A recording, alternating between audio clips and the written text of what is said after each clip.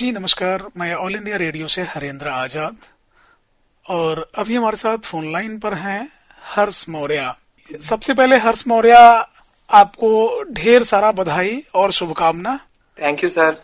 और हमारे श्रोता ये जानना चाहेंगे कि मैं हर्ष मौर्य को इतना सारा बधाई और शुभकामना क्यों दे रहा हूँ। तो मैं ये बताना चाहूंगा कि हर्ष मौर्य इस बार सीबीएसई 10वीं की जो रिजल्ट आई है, उस रिजल्ट में आप वाराणसी जनपद में टॉपर हैं। हर्ष, कैसा लग रहा है आपको टॉपर बन के? आपने 10वीं में जो टॉप स्थान प्राप्त किया है पूरे जनपद में, और आप यहाँ के लोगों को और सभी छात्रों को आपने गौरवान्वित किया है अपने इस परिणाम के माध्यम से। आपको कैसा लग रहा है? सर मुझे बहुत अच्छा लग रहा है। अपनी फीलिंग में बता नहीं सकता। जब मुझे अपना रिजल्ट दिखा, बस कुछ समझ में नहीं आ रहा था कि क्या है कहाँ है। बस मैं परसेंटेज ढूंढ रहा था। फिर मेरी दीदी बोली कि ये देखो हर्ष, तुम्हारा यहाँ पे ये नंबर आया, इसमें इतना आया। तो सर बहुत अच्छा लगा सुन के। अच्छा, तो क्या आप सोचे थे इससे पहले कि मैं डिस्ट्रिक्ट टॉपर हो सकता हूँ? नो सर, कभी नहीं सोचे थे सर। बस पढ़ना रहता था, बस पढ़ना है। और फिर मार्क्स के लिए कोई कभी प्रेशर नहीं मिल रहा है। पापा भी बोलते थे कि जो भी आएगा अच्छा आएगा। मम्मी भी हमेशा बोलती थी मेहनत करो, मार्क्स तो आना ही आएंगे ही सर। बस निश्चित रूप से। तो इससे पहले क्या आप कभी किसी टॉपर का रिजल्ट सुना है, पढ़ा है, या आसपास में किसी को देखा है आपने? यस सर, न्यूज़पेपर में आता रहता था, पढ़ते रहते थे उसमें, तो सर बहुत अच्छा लगता था। तो आप क्या कैसे सोचते थे? कभी आपने इन चीजों के बारे में कोई सपना देखा कि काश मैं भी टॉपर हो जाता, चाहे मैं टॉप करता? नो सर, कभी नहीं, कुछ नहीं, ऐसा तो कभी नहीं लगा। तो आपका मेन मोटिव क्या रहा? कैसे आप अपने ध्येय पर आगे बढ़ते रहे? सर बस पढ़ते थे, स्कूल से मदद मिलती थी कि कुछ भी पूछना रहे तो उन सर लोग से पूछते थे। वो लोग भी मोटिवेट करते थे। घर पे मम्मी पापा दीदी सब लोग रहते थे। दादी हमेशा रहती थी साथ, देखने के लिए क्या कर रहा है, पढ़ रहा है कि नहीं पढ़ रहा है, खेल नहीं खेल रहा है, बस उसमें लगे रहते थे। मेरे एक मौसा भी हैं, वो भी फोन करके हालचाल लेते रहते थे, पढ़ रहे हो कि नहीं पढ़ रहे हो। इसके अलावा हमारे भैया हैं, वो उनका आईआईटी में निकला है, वो भी पूछते थे। और एक भैया डीयू में भी हैं, उन्होंने भी बहुत मदद की। सर अगल बगल से सब जगह से मदद मिलती रहती थी सर। आपने 10वीं में तो इतनी अच्छी उपलब्धि अर्जित कर ली है, और आगे के लिए भी ढेर सारा मेरे तरफ से, आकाशवाणी की तरफ से शुभकामना है। और अब आगे आप किस तरह की क्या पढ़ाई करने की सोच रहे हैं? सर अभी मैंने पीसीएम लिया है, अभी स्कूल से ही कंटिन्यू करना है सर। फिर आईआईटी के लिए पूरी तैयारी रहेगी सर। मेहनत करेंगे, कोशिश करेंगे निकल जाए। अच्छा, आगे चलकर आप इंजीनियर बनना चाहते हैं? Yes sir. तो और आपके आदर्श कौन हैं? आप किन को अपना आदर्श मानते हैं? सर पापा भी हैं, मम्मी दीदी सब लोग। सब लोग आपके आदर्श हैं। मम्मी पापा के कौन से गुण आपको बहुत अच्छा लगता है? सर पापा की बात करने का तरीका, हर माहौल में शांति से रहना, वो चीज सबसे ज्यादा अच्छा लगता है। मम्मी से हमेशा प्रेरणा मिलती रहती है। वो बोलते हैं कि मेहनत करो, वो अच्छा लगता है। दीदी तो हमेशा मेरे साथ ही रही है हर चीज में। अच्छा, तो आपके घर में अभी कौन कौन है? सर अभी मेरे घर में सब लोग हैं, मम्मी पापा दादी दीदी। आप कितने बहन भाई हैं? सर मेरी एक बहन है और वो बड़ी है मुझसे। अच्छा। सर वो इस साल वो भी 12th से पास आउट की हैं सर। स्कूल में सेकंड रैंक आया है 95.4% के साथ। क्या बात, उनको भी बधाई। और वे हमेशा आपको प्रेरित करती थी? यस सर, जी बिल्कुल, वही उन्हीं के साथ, बस उन्हीं का था सर। वो लगी हुई थी, हम भी लगे हुए थे।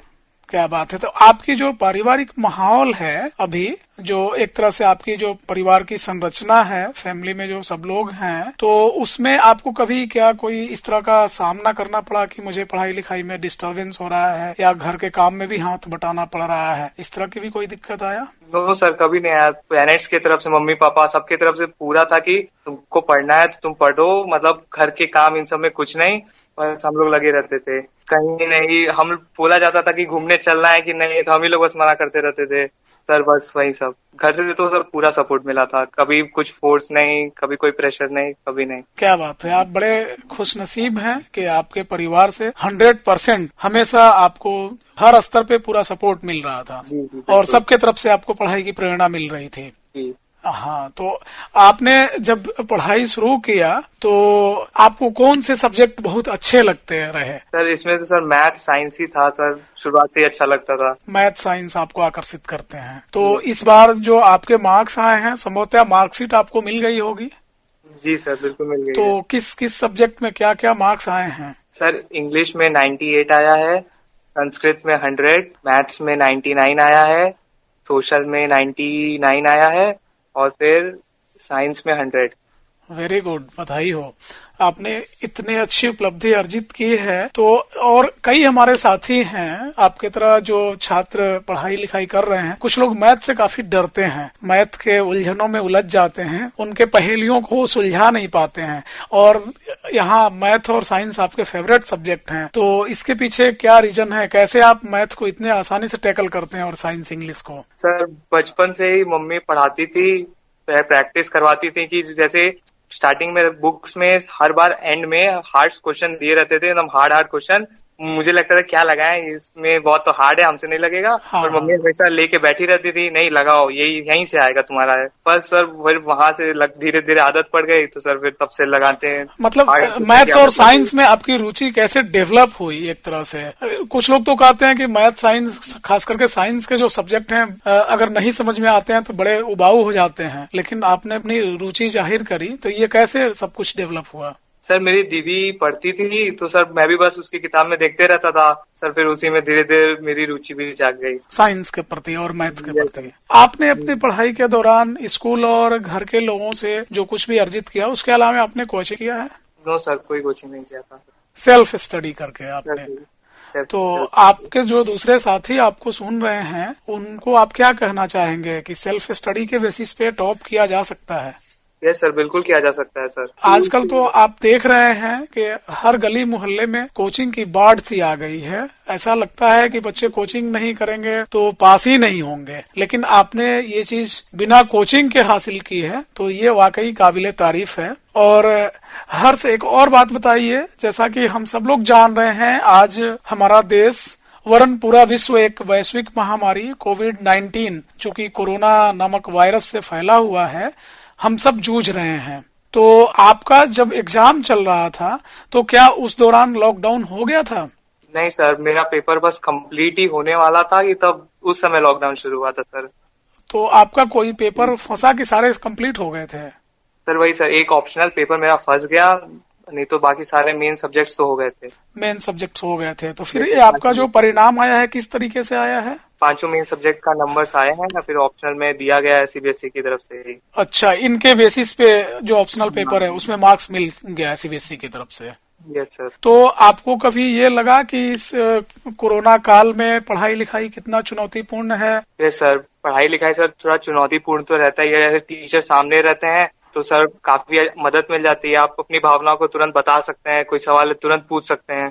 ऐसे ऑनलाइन प्लेटफॉर्म पे तो सर मदद समझ में तो आ जाता है, जब क्वेश्चन पूछने की बात आती है तो सर उसमें थोड़ा इंतजार करना पड़ता है। जैसे टीचर से आपने पूछा, फिर उन्होंने देखा, फिर वो बताएंगे, तो सर उसमें थोड़ा टाइम लगता है। ये तो सर ऑनलाइन भी सर अच्छा है, सर चल जाता है काम। अच्छा, तो फाइनल एग्जाम देने के बाद से तो अभी आप घर पे ही होंगे? हाँ सर, बिल्कुल। स्कूल तो नहीं जाना हुआ होगा, और स्कूल तो वैसे भी लॉकडाउन की वजह से बंद है। सर तो इस दौरान आप क्या किए? 11th के लिए सर थोड़ा बहुत सेल्फ स्टडी है, फिर दीदी है ही बताने के लिए सर। मतलब आपने 11th की पढ़ाई शुरू कर दी है?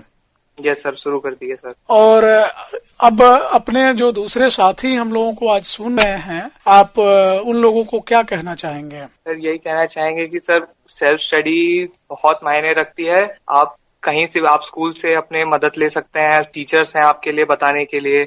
अगर आपको लगता है कि स्कूल से आपको कम थोड़ी मदद मिल रही है, आप कोचिंग कर रहे हैं, सर बिल्कुल कर सकते हैं, उसमें कोई बुराई नहीं है।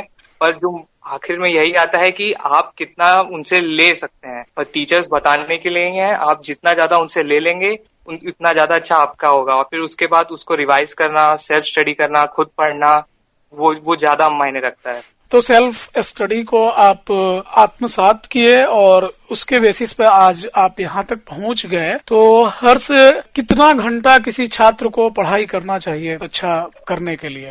सर ऐसा सर कुछ है नहीं सर। आप अपनी बताएं, आपने कितना पढ़ाई किया, कैसे पढ़ाई किया?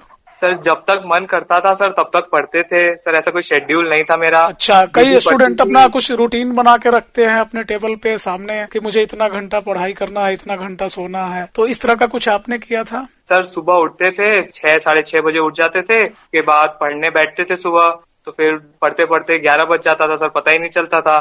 तो फिर वही उठे, खाना पीना खाएं, फिर टीवी वीवी देखें, उसके बाद फिर दीदी फिर बैठ जाती थी पढ़ने, तो फिर अब मेरा टीवी देखने का मन न करे, हम भी टीवी बंद करके हम भी दीदी को देख के बैठ जाए पढ़ने।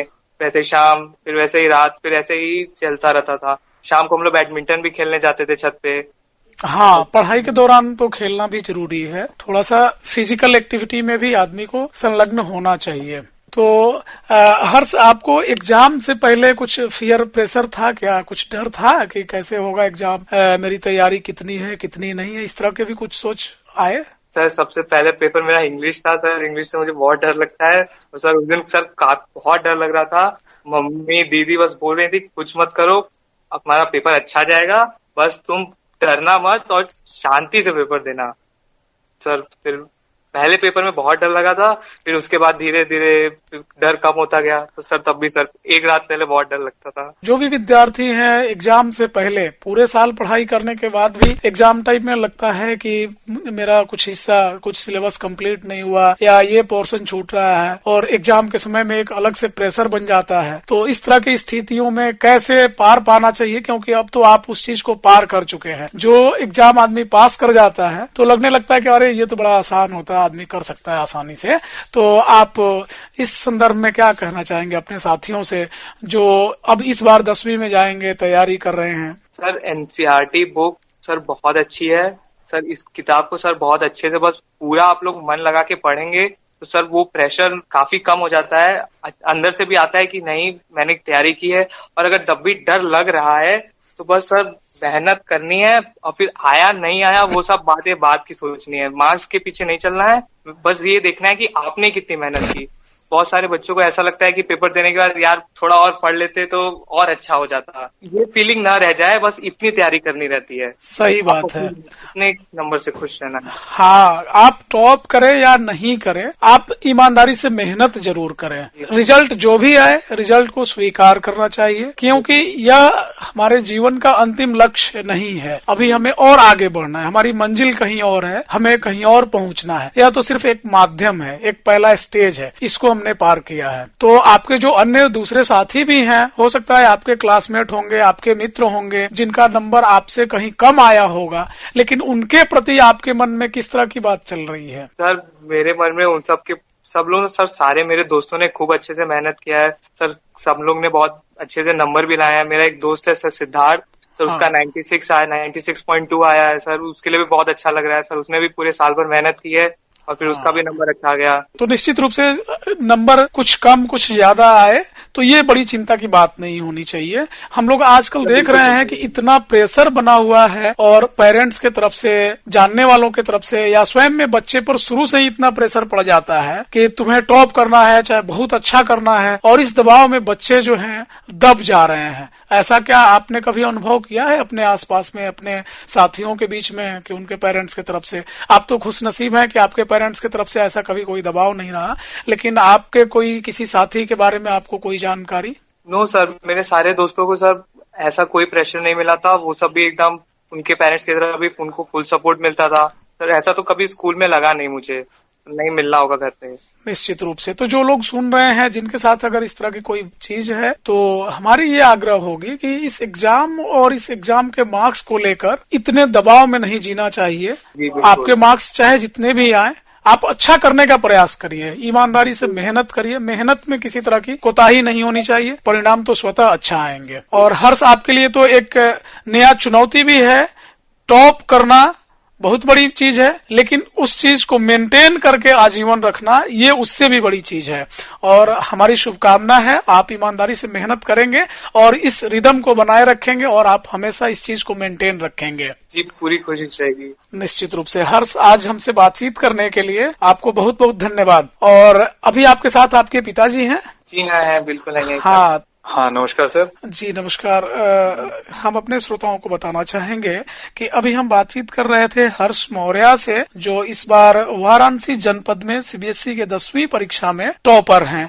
अब हमसे जुड़ रहे हैं उनके पिताजी, आप राकेश मौर्य जी हैं। राकेश मौर्य जी, कार्यक्रम में आपका स्वागत है। धन्यवाद सर। राकेश जी, आपको कैसा लग रहा है? आपके पुत्र ने आपका नाम रोशन किया है और इतनी बड़ी उपलब्धि उसने अर्जित की है, इस पर आप क्या कहना चाहेंगे? ये वाकई में बहुत अच्छा लग रहा है। मतलब अब अभी तक मतलब हमको अब मेरे नाम से सब जानते थे, अब तो उनको हर्ष के पापा के नाम से सब जानने लगे। ये बहुत अच्छा लगा। क्या बात है, हर माता पिता के जीवन में ये क्षण आए और निश्चित रूप से ये गौरव के पल होते हैं कि जब माँ बाप अपने बच्चे के नाम से जाने जाने लगते हैं। ज्यादातर स्थितियों में क्या होता है कि पिताजी के नाम से हम जाने जाते हैं, लेकिन जिस दिन हमारे वजह से पिताजी जाने जाने लगे तो निश्चित रूप से उस दिन पिताजी गर्व से फूले नहीं समाएंगे और उनका सीना चौड़ा होगा। और आपका यह कहना 100% जायज है। तो राकेश जी, आपसे एक प्रश्न ये है कि आपने हर्ष के परवरिश में और हर्ष के पढ़ाई लिखाई में किस तरह का संतुलन व्यवस्था बना के रखा ताकि आज हर्ष ने इस तरह का परिणाम हम सबके सामने लाया?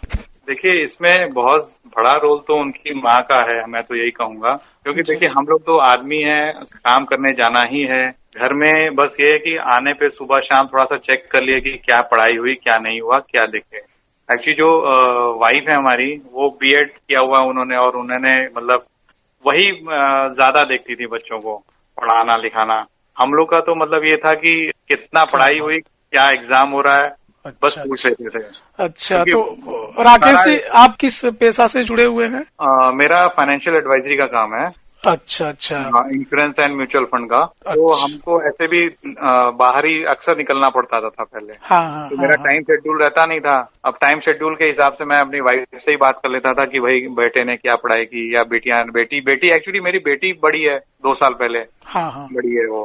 तो अब क्योंकि वो भी उसको भी ध्यान में रखती थी ये, अब उनके साथ साथ इनका भी ध्यान रखते थे सब कि क्या पढ़ रहा है, क्या नहीं पढ़ रहा है। हाँ, उस हिसाब से फिर यही चलता गया। तो इन लोग को कभी हमने ये नहीं कहा कि आपको ये काम करना है, यहाँ जाना है। वो सारा कोशिश करते थे कि हम लोग अपना कर लें। और अच्छे मार्क्स लाने के लिए और टॉप करने के लिए भी क्या कभी आपने दबाव बनाया बच्चों पे? नहीं, इसका कभी ऐसा मतलब हम देखिए, हम दबाव में कभी विश्वास नहीं करते। बच्चों को अगर कुछ करना होगा तो अपने से करेंगे। बस उनको हम लोग ये बता देते हैं कि भैया पढ़ोगे तो अपने लिए करोगे। हम लोग तो कर ही रहे हैं, मार्केट में जा ही रहे हैं। क्या बात है। कभी क्या कोई ऐसा वाकया हुआ कि बच्चे कुछ अच्छा नहीं किए या आपके मनोनुकूल नहीं किए, तो आप उनको इस तरह से कुछ कभी डांट लगाए हो कि तुमने ऐसा क्यों किया, चाहे तुम्हारे रिजल्ट अच्छे नहीं हुए? नहीं, रिजल्ट के लिए तो कभी नहीं हुआ, बल्कि तो हम कहते थे कि भाई निकलो, तुम जाओ, खेलो कूदो। वो जाता ही नहीं था। Very good. मेरा तो मन था कि भाई जाए, थोड़ा रनिंग करे, स्पोर्ट्स में भाग ले, ये सारी चीजें करें। हाँ। हमें कभी मौका ऐसा दिया ही नहीं लड़के ने कि मतलब हमें इसको बोलना पड़े कि तू पढ़ लो। रिपीटेशन नहीं करना पड़ा, बस खाली दिखा। ये है कि जब छोटे थे ये लोग, ये इतना मैंने जरूर ध्यान दिया कि जब छोटे थे और एग्जाम का टाइम आता था तो उस समय हम लोग कुछ न कुछ इन लोग के लिए चॉकलेट हो गया, जो इनको पसंद था, जो हम लोग को नहीं पसंद था, जैसे मुझे कुरकुरे पसंद है, इन लोग को चिप्स पसंद है, कुकीज हो गया, और वो एक कीवी होता है ना, एक चॉकलेट होता है, चॉकलेट, ये सब तो लाके हम लोग रखते थे। जिसको ये लोग जिसके लिए सोच करके कि ये मिलेगा, ये पढ़ेंगे तो ये मिलेगा। क्या बात है। इस तरह से शुरुआत में हमने आदत दिलाई। ये मतलब समझिए कि क्लास समझिए नर्सरी 1, 2, 3 तक ये हम लोग ऐसे लेके चले। तब तक बच्चे ना इंटरेस्टेड होते हैं इनके लिए कि जो उनको खाना है वही खाएंगे। जी, बेसिकली मैं यही जानना चाह रहा था कि पढ़ाई के प्रति इंटरेस्ट आपने कैसे बच्चों में जगाया। आए दिन कई पेरेंट्स हम लोगों से मिलते हैं, चाहे बातचीत होती है, तो लोग ये कहते हैं कि मेरा बच्चा पढ़ने में मन नहीं लगा रहा है, मेरा बात ही नहीं मानता है, सिर्फ खेलता रहता है, सिर्फ दोस्तों से बात करता है, मोबाइल कंप्यूटर में लगा रहता है। तो इस तरह कई आपके संगति में भी आपके मित्र होंगे या साथी आसपास के लोग होंगे जिनकी इस तरह की शिकायत होती होगी। तो मैं यही जानना चाह रहा था कि उनके लिए एक मैसेज दिया जाए आपके माध्यम से, आज इस कार्यक्रम के माध्यम से, कि जो लोग अगर इस तरह की बात करते हैं कि हमारा बच्चा मन नहीं लगाता है, उस दिशा में पढ़ता नहीं है, तो आपको एक तरह से आदर्श पेरेंट्स कहा जा सकता है, माता पिता, कि आप लोगों ने अपने बच्चों में ये चीज जन्म से घुट्टी में पिलाई ताकि आगे कहने का नौबत ही नहीं आया कि तुम्हें अच्छा करना है, कैसे करना है। तो ये शुरुआती चीज जो आपने डाला बच्चों में, कैसे डाला, ये थोड़ी सी संक्षेप में बताएं। शुरुआत में जैसे यही होता था ना कि अब बच्चा पढ़ रहा है, सो के उठा, अभी एग्जाम है सामने, अब जैसे उसको पसंद है कुकीज, समझिए कि लेज उसको पसंद है, अब ये उठते ये हुआ कि लेज ले लो। अभी लेज जैसी खा लोगे तो ये पढ़ना है, तो बस लेज खाएगा और पढ़ेगा। तो मतलब थोड़ा सा इस तरह से धीरे धीरे आदत डालनी पड़ती है। तो मैंने ये देखा कि ये लोग इसके लिए इंटरेस्टेड हैं। जैसे इनको बॉल पसंद है तो बॉल खरीद लिए, मतलब जो खरीदते उसी समय थे जब बच्चों का एग्जाम होता था, सच्चाई है। हाँ मैं पहले नहीं खरीदता था कुछ भी, हाँ एग्जाम के टाइम पे ही खरीद के रखता था कि देखो ये है, ये तुम्हारे लिए है, हाँ जैसे तुम इसको पढ़ लोगे या कर लोगे तो फिर ये तुमको मिल जाएगा। तो ये इस तरह से चलता था। और दूसरी बात फिर धीरे धीरे जब बढ़ने लगे तो फिर जैसे अब आजकल लोग घर में एंड्रॉयड मोबाइल और ये सब रखते हैं, हाँ तो घर में मेरे पास ही एक एंड्रॉयड मोबाइल है, तो बच्चों के लिए एक घर में एक नॉर्मल मोबाइल है, वो लोग उससे बात करते थे। हाँ जरूरत पड़ता है तो ये लोग मेरा मोबाइल यूज करते थे। मैंने उनके हाथ में कभी भी मोबाइल नहीं दिया कि आप लो मोबाइल अपना रखो, अपने बात करो वो दोस्तों से, किसी के पास नहीं। घर में कोई मतलब हमने कभी घर में इस तरह का मोबाइल रखा ही नहीं। जैसे वाइफ की भी यूज करती है तो वो छोटा यूज करती हैं। जी जी मतलब जी। अब इस तरह की चीजें चल रही हैं। ठीक है, बच्चे तो अपने डायरेक्शन पकड़ेंगे तो वो लोग अपने हिसाब से वो लोग उस डायरेक्शन में चले जाते हैं। लेकिन जब उनको जो हवा मतलब जितनी हम कम हवा दे सके उतना ज्यादा अच्छा होता। निश्चित रूप से जो बाहर की दुनिया है चकाचौंध है, उससे बच्चों को बचा के रखना है और छोटी छोटी उपलब्धियों पर भी उनका पीठ थपथपाना है, उनको प्रेरित करना है, उनको प्रेरणा देना है। निश्चित रूप से बच्चे अच्छा करेंगे। और आज राकेश जी हमसे जुड़ने के लिए और इतनी अच्छी बात बताने के लिए आपको बहुत बहुत धन्यवाद। धन्यवाद sir, thank you very much. Hello, नमस्ते सर। जी नमस्कार। आप हर्ष के माता जी बोल रही हैं? जी। कैसा आपको महसूस हो रहा है अभी हर्ष ने जो उपलब्धि अर्जित की है, हर्ष के लिए और आपके परिवार के लिए और काफी गौरव की बात है। तो ये सारी चीजें कैसे हुई? क्या आपने कभी इस तरह की परिकल्पना भी की थी या ये स्वतः अनायास ही हो गया? नहीं सर, कभी मैंने ऐसा सोचा तो नहीं था कि ये इस तरह से टॉप करेगा। हाँ, स्कूल में मैं बहुत ये तो जरूर सोचती थी कि कम से कम स्कूल में तो वो रहता ही है, आता भी था वो शुरू से ही, सेकेंड क्लास से ये लाता था अपने स्कूल में, पहला रैंक रहता था उसका। तो अभी हर्ष के पिताजी ने और हर्ष ने दोनों लोगों ने बताया कि इनके इस सफलता में और इनके पूरे पढ़ाई लिखाई में आपका अहम योगदान है। तो आपने अपने कार्यों के साथ साथ इनके पढ़ाई लिखाई और इनके परवरिश में किस तरह की भूमिका अदा की है, मैं हमारे श्रोताओं को बताएं। अब सर, घर के काम निपटाने के बाद इन लोग को लेके मैं बैठती थी 3 बजे, ये लोग 2 बजे आते थे। उसके बाद मैं 3 से लेके 6 बजे तक का टाइम देती थी, जब तक ये 5th क्लास 6th क्लास तक दिया। उसके बाद तो ये लोग सेल्फ स्टडी में आ गए। जी, अच्छा। कैसे आप इन लोगों को गाइड करती हैं? सर, मैंने ग्रेजुएशन पोस्ट ग्रेजुएशन किया है, टेट क्वालिफाइड। क्या बात है। तो निश्चित रूप से ये कहा जाता है ना कि एक लड़का अगर अच्छा करता है, पढ़ लिख लेता है तो एक परिवार को चलाता है, लेकिन एक लड़की अगर अच्छी पढ़ी लिखी हो तो वह 2 परिवारों को संवार देती है। और हाँ सर, इस बात को तो मैं भी मानूंगी, ये लड़कियों को जरूर पढ़ा लिखा होना चाहिए, क्योंकि अगर वो जॉब करती हैं तब तो ठीक है, नहीं करती हैं तो भी उनके लिए बहुत जरूरी है पढ़ा लिखा होना। कम से कम घर में अपने बच्चों का परवरिश सही से कर पाएं, उनका मार्गदर्शन सही से कर पाएं, उनको गाइड कर पाएं। सही रूप में अगर कोई महिला है तो अपने बच्चों के लिए निश्चित रूप से करेंगे और उनमें सही संस्कार डालेंगे। ये लड़कियों का पढ़ा लिखा होना बहुत जरूरी है और अच्छे से पढ़ाई लिखाई होनी चाहिए। ऐसा नहीं जी। डिग्री ले लिया वो चीज नहीं। निश्चित रूप से। हाँ, और एक चीज मैं सारी मम्मी लोग से कहना चाहूंगी। हाँ। आजकल जो सब मम्मी लोग का ज्यादा ध्यान मोबाइल, व्हाट्सएप चलाना, फेसबुक, ये सब पे लगता है, एक सोसाइटी स्टेटस लगता है। हाँ। तो ये सब चीज पे थोड़ा कम ध्यान देकर अगर अपने बच्चों पे, परिवार पे ध्यान दे तो ज्यादा सही रहे। निश्चित रूप से काफी सराहनीय आपका यह मशविरा है या सलाह है। अगर हम सभी लोग इसको आत्मसात करें तो हमारा परिवार, हमारा बच्चा। आज जो मैं अपने बच्चे का जो फीलिंग आ रही है, ये फीलिंग उन सब चीजों से कहीं कहीं ज्यादा है। जी। निश्चित रूप से वो सारे क्षणिक सुख हैं और उन सुख पर यह सुख काफी भारी है। मैंने मतलब ऐसा नहीं है कि हमको एंड्रॉयड फोन दिया नहीं जा रहा था, बहुत पहले से बोल रहे थे हमारे हस्बैंड की ले लो जी। लेकिन मैंने ये लगा कि मैं इसमें इन्वॉल्व हो जाऊंगी तो बच्चों का मतलब अभी इन लोग का 10th है, फिर 12th है, आगे की पढ़ाई है, फिर ये लोग भी इधर ही लग जाएंगे।